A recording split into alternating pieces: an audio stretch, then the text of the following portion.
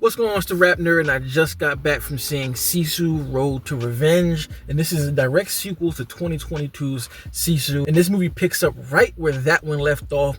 If you haven't seen the film, spoiler alert, once he finishes his journey in that movie with this gold he finds, he goes to a bank and he trades it in to get money. So you see what he does with this money at the beginning. It makes him take another journey across the land, which I don't want to spoil because I feel like it's something that you have to see and feel to understand the weight of why he wants to take this journey. I feel like there is really big meaning for that, and it hit me and it feels emotionally. So while he's on this new journey, the man who was responsible for the death of his family and why he is the way he is and has become the legend he has become, killing all these Nazis, is now tasked to go after him and kill him because nobody can do it. And that character is played by Stephen Lang, I believe his name is, the same dude from Lights Out. And I think that was him on Avatar as well. And once this man is let loose to go up to Sisu, the movie goes into overdrive with action. This is action non-stop from the beginning to the end, and I loved it, and it was a hell of a time watching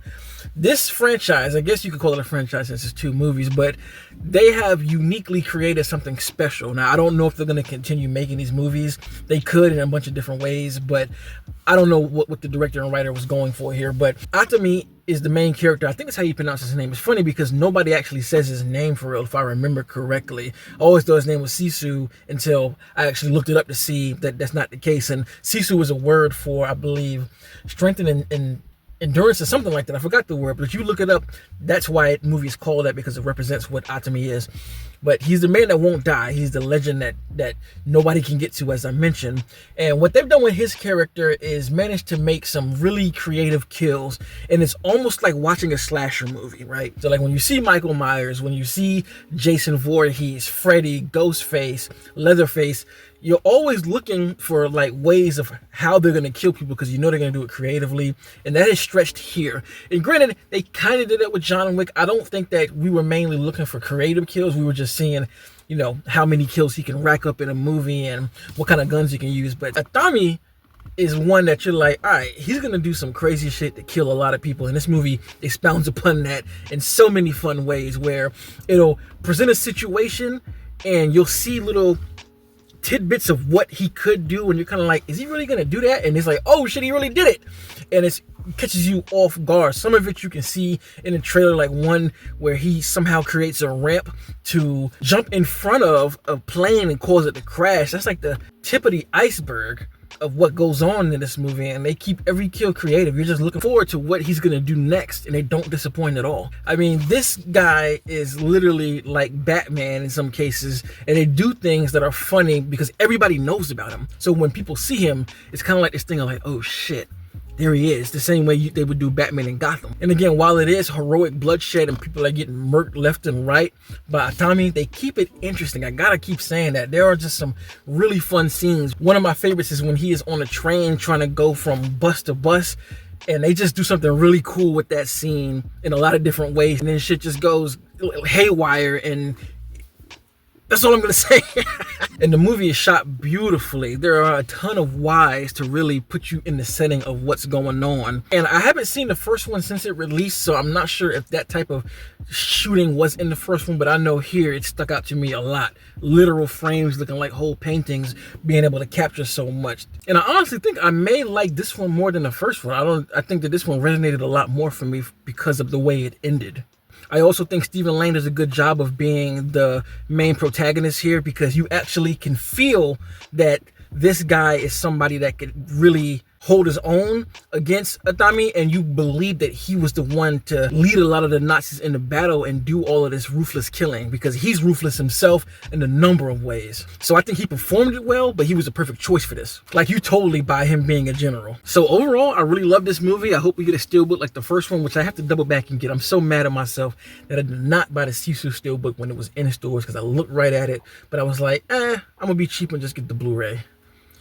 But I got to get into spoilers as to why the ending was so powerful for me. So if you have not seen the movie, go ahead and go see it. Come back here and listen to what I have to say.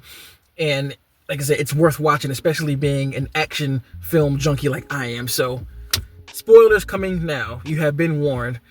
So Like I mentioned, the journey for this one is that Tommy has taken apart his whole wooden house where his family was. He packs it up in a truck and he wants to go somewhere safe across country to rebuild it in his family's name. So that just is such a powerful thing, and it aids why he is the man that won't die. You know, oftentimes this moniker of you'll die in what you believe in, but here it's like he won't die in what he believes in, and that's the thing that keeps fueling him to push forward. And that's just such a powerful message. He literally does anything to get this wood across country. There's a moment when he loses his ship. It gets, you know, driven into the water, and he still manages to get that wood off that ship, ties it to a tank, and keeps rolling. And it just shows his determination to respect his family that he is missing and loves. Fast forward to the end, once he does, you know, get out of all of the situations that he gets into, he's over here building his house on this plot of land pretty much by himself. A group of people just walk up on him, and he immediately grabs his axe like, yeah, you want to fuck with me? What's up? And then the guy who's leading the group, he's like, we thought you could need some help. And then you just see Atami's character kind of break when he's just kind of like, oh shit, help?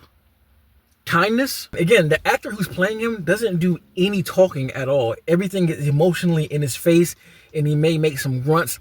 Did an excellent job all throughout the movie, but he did an even better job here because the way you can see that sense of the danger melts and the comfort just fills him up with heartwarming spirit. You can kind of see his eyes tearing up, and it really hit me in the feels. And to see him be able to let that guard down and allow these other group of people to help him, just a chef's kiss, and it just shows how much this wood and his family actually meant to him, and why he went on this onslaught of the Nazi scum who killed his family. That was just a great way to end the film for me. So loved it.